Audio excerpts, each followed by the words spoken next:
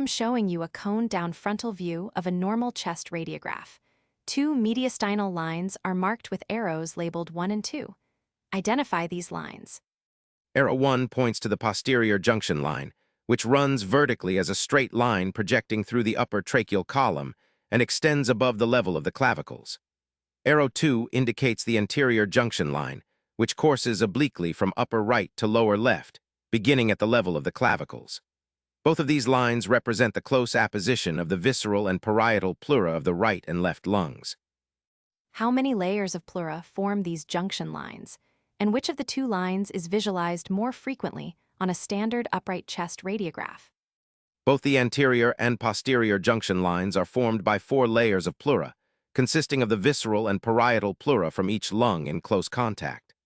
The anterior junction line is visualized more frequently, appearing on approximately 20 to 30% of normal chest radiographs, compared to the posterior junction line, which is seen in 10 to 20% of cases. What is the clinical significance of a displaced, widened, or obliterated junction line? And how do you differentiate the two lines anatomically based on their superior margins?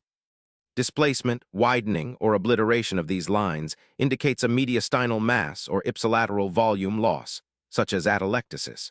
For example, loss or thickening of the anterior junction line suggests an anterior mediastinal mass like lymphoma, teratoma, or thymoma. Anatomically, the posterior thoracic cavity extends more superiorly than the anterior cavity. Consequently, the posterior junction line can be traced above the level of the clavicles, whereas the anterior junction line terminates at the thoracic inlet, starting just below the clavicles.